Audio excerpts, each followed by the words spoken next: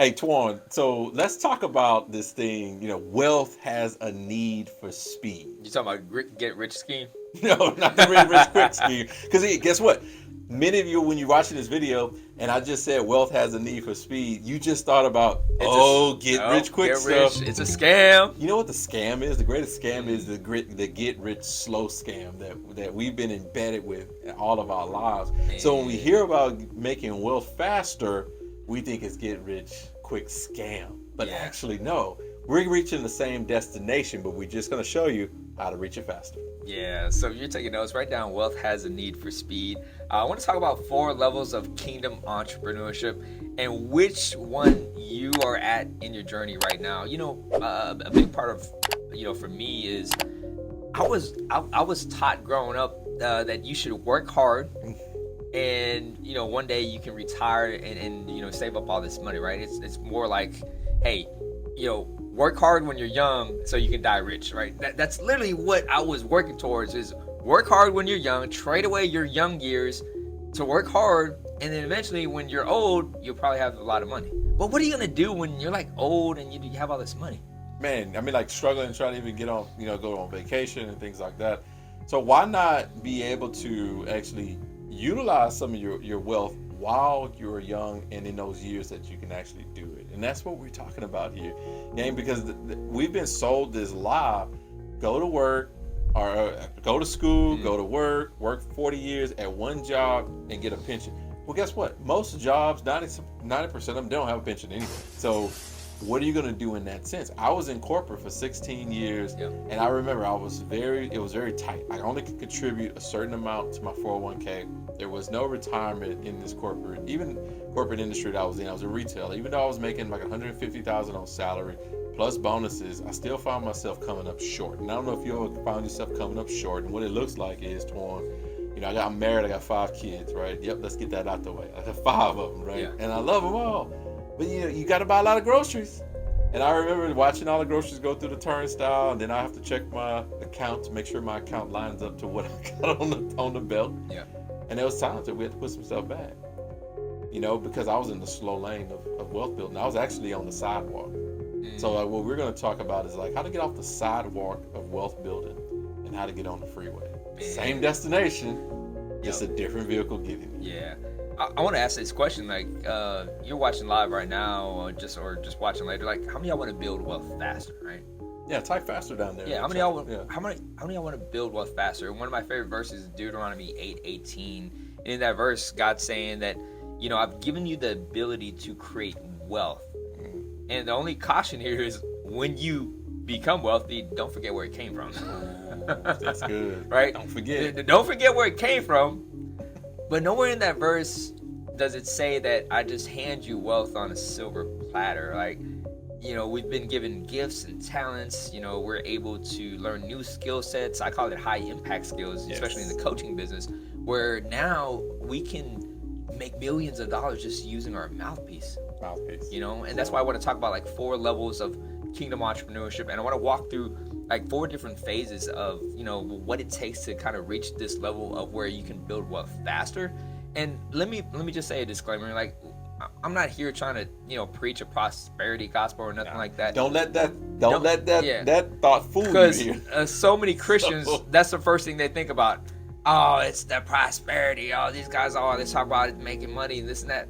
Like, don't let that happen. Don't let that be your limiting belief to really receive from what God has taught us, and just valuable lessons that we've learned in building online. Like, I'll be the first one to tell you, I'm not perfect. Corey's not perfect either. We've had ups and downs on just really our perspective around making money online, because a big part of it is we're always in the secular world. Yeah.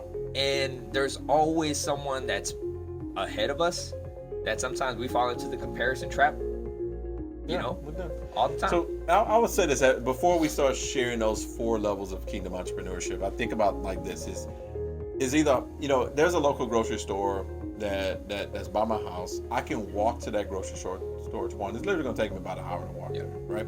I can drive my car, and it's going to take me about 5 to 7 minutes to get there. Same destination, just different vehicle. We go to Orlando, Florida a lot. Matter of fact, we just went to Cancun. The business paid for it because it's a wealth building business.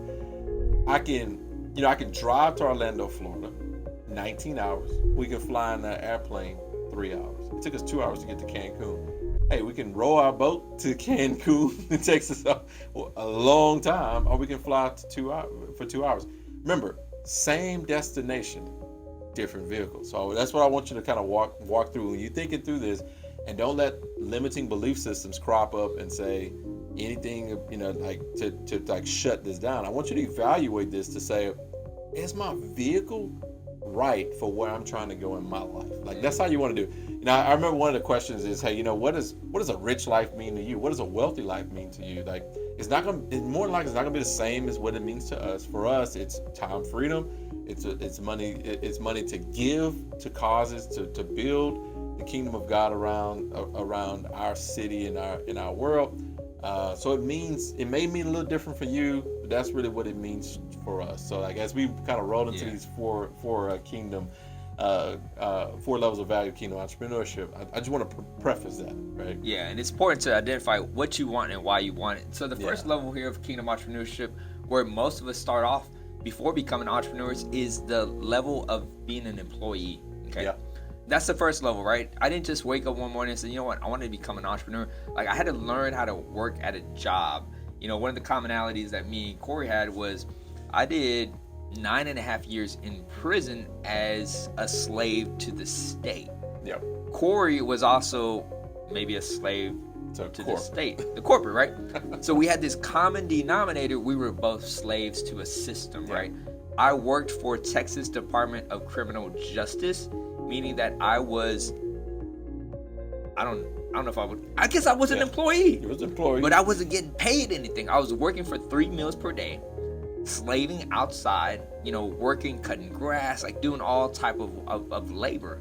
Yep. But I was working for the state for free. You were actually getting a nice paycheck. I was getting a paycheck, but I still fell into that system. I only can get a 1 to 3% increase every year. Right. And then a lot of times, because like when I know in 2008, 2000 to 2011-ish, the company was going through some bad things. So guess what? I was also HR, so I was delivering this message. Hey, we're not going to be able to give you an increase this year because this. And then the only thing I fell into that mindset of, man, let's just be grateful we got a job. And I don't know, like, look, have y'all ever thought about that? Like, you're like, you know what? This is not good, but I'm just grateful to have a job. How many times can you say that in your life to realize, like, I'm just a slave to the system at this point? Yeah. And that's why I had to break free. Yeah. And I think we were sold that dream too. I want to go back to, when we talk about the employee level, here's what I want you to understand. At the employee level, what we're doing here is we're trading away time for money. Yep. Okay? Time for money. And what we're using is we're trading away a physical resource, which is like our muscles, which will eventually diminish, as we get older. And the second thing that we're trading away is we're trading away our time, which is a limited resource as well. Now, at the employee level, I think what we have to understand is there's a cap. There's a cap whether you're working minimum wage, because there's only so much that you can make in maybe a 40-hour week window. And you see what happens here at the employee level is you're, in a sense, building someone else's dreams, and you're trading away your time and your muscles for money, and there's also a cap. Let's talk about the lie here at this level. The lie here is the harder you work, the more money you're gonna make. It's a lot. It's a lot, especially if your salary, for me, or even if you're like, even if you're hourly, you only can work so many hours. Like, yeah.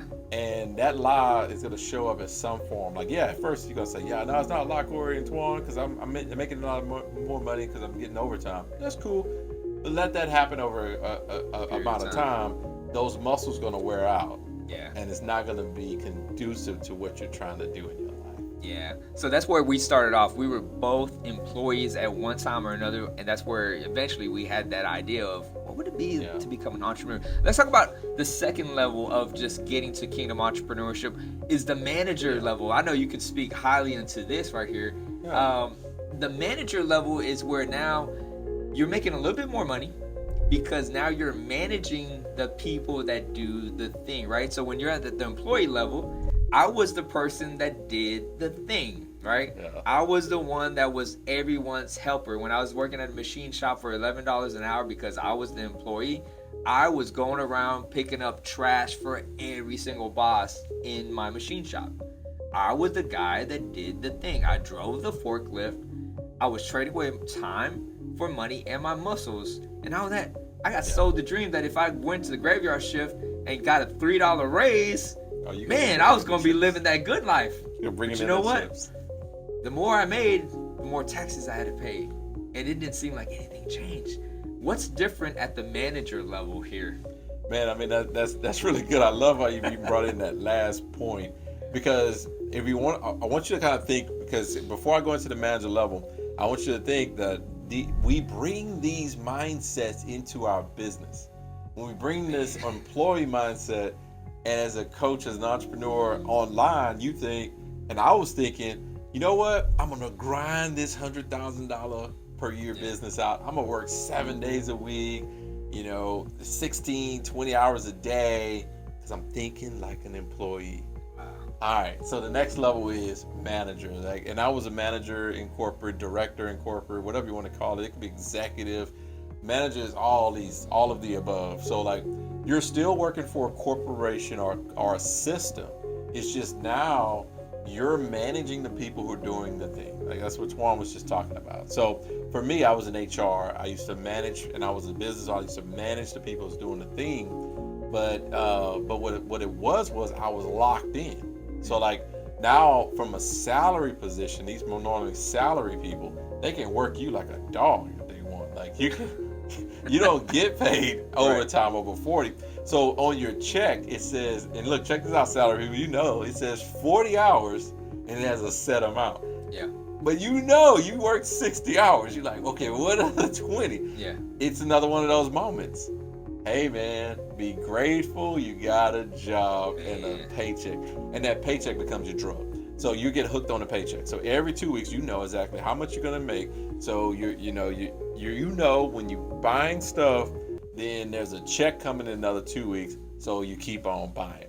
So, but at this level, there's the big lie. The big lie is more of, now the more certified I get, the more degrees I get, the more letters I get behind my name, the more I'm gonna make. But I remember going to the University of Phoenix, Tuan, while I was working, and it took me 8 years to get my 4-year degree. I got my degree, and I started talking about my degree. I showed my pictures on LinkedIn. Nobody at my job asked me about my degree. Nobody at the job gave me a pay increase. How dare they not ask for? How dare they? And then I got my senior certified HR, highest level certification you could get. How dare them again? They didn't give me a pay increase for it. Wow. I didn't make more money for it. Wow. Man, that's so good, because I think I felt that at one time when we first got our certification, that the more education I get, the more certifications I get, eventually people are going to recognize that, and they're going to notice me, and eventually I'll get a faster promotion, or just more doors would open. For me, I got a GED, y'all. I got a GED from the Texas Department of Criminal Justice, and got my coaching certification in 2019 with the John Maxwell team to be a leadership speaker, coach, and trainer. That's all I got. Yeah, and when we got those certifications, and look, we didn't get, we probably made $10,000 that year. Well, without a certification, because we use these levels of value, we grew a $2.75 million coaching business in 2.5 years. Because you know what? We stopped buying into the lie. And we bring that, as a coach, as an entrepreneur, on the second level, if you bring the, I need to get certified, I need to get another degree, I need to get this, I need to get that inside your business, you won't do anything because you're so focused on trying to go from one school to the next school to one certification, next certification. You look up 2 years later, you didn't make any money. Man, so good. So let's talk about, we talked about the first two levels of just becoming a kingdom entrepreneur, and then levels of building wealth. We talked about the employee level, then to the manager level. Let's talk about level number 3, where now you're starting to really create wealth, especially as a kingdom entrepreneur, okay? So can we call this, like, the first one was a sidewalk, this one, the second one, manager, was a street. Yeah. This was more like a freeway, and then the next one's gonna be the HOV lane. Come we can on. do that. Let's Okay, do that. we can run that. Right. So now we're on the freeway. Freeway. And the freeway here at this level, this is where I truly believe that where wealth starts beginning, and this is where you're at the communication level. Yeah. Okay?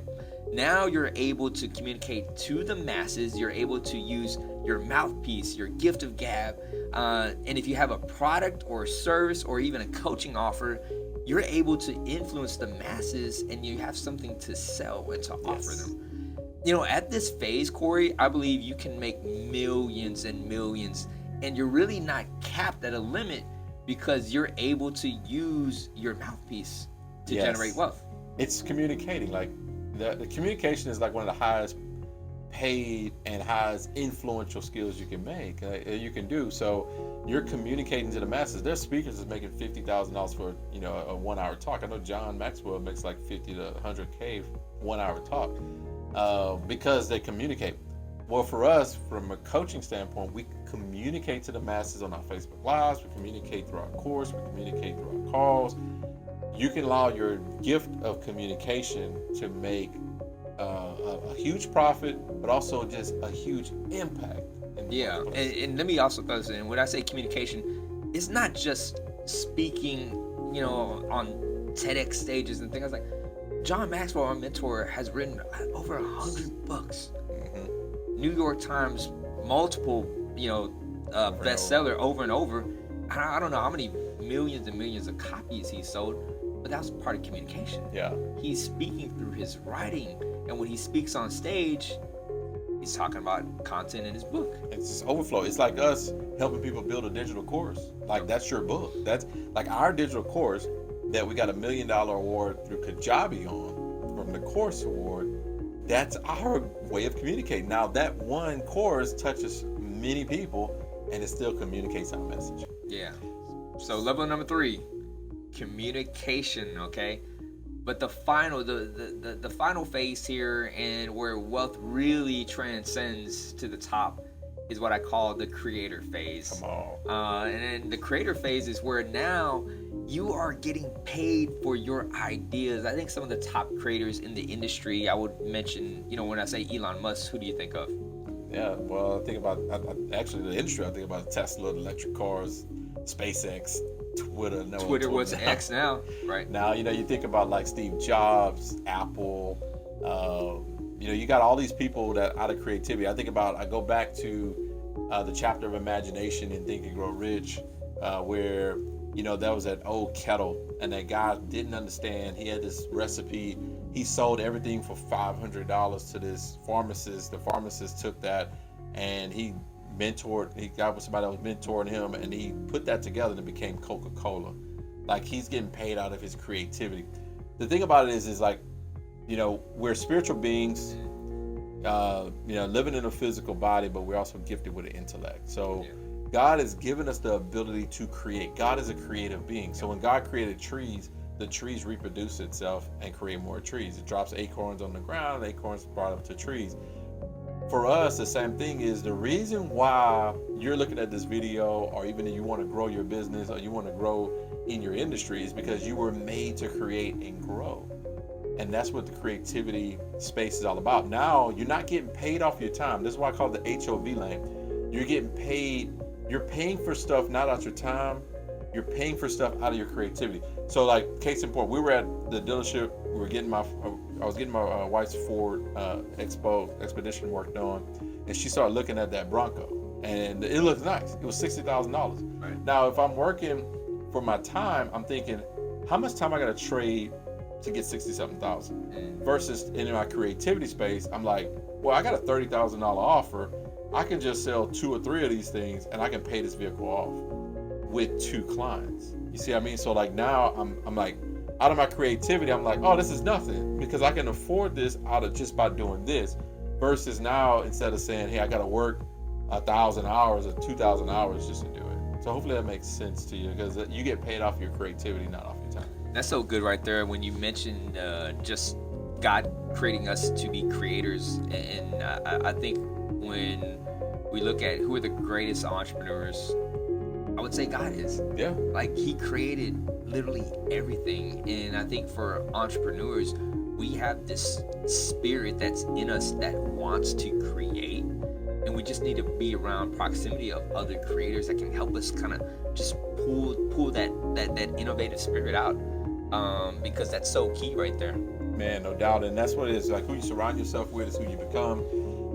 And who you are is who you attract. So, like, if you want to be a better creator, if you want to be a better speaker, communicator, and you want to live in this fast lane, remember I talked about the freeway and the HOV versus the sidewalk and the street, then get around people who are creators. Get around creativity, people who speak out of their creativity, who understand maximizing their creativity, that can pull that out from you, because that is in you already. God has already placed it. Look, if He placed a vision in you, He's already placed that vision in the hearts of other people. The only thing you got to do is now start enacting it and walking it out. So if you found value in the 4 levels of kingdom entrepreneurship, go ahead and hit that like button and be sure to subscribe. We'll see you on the next video.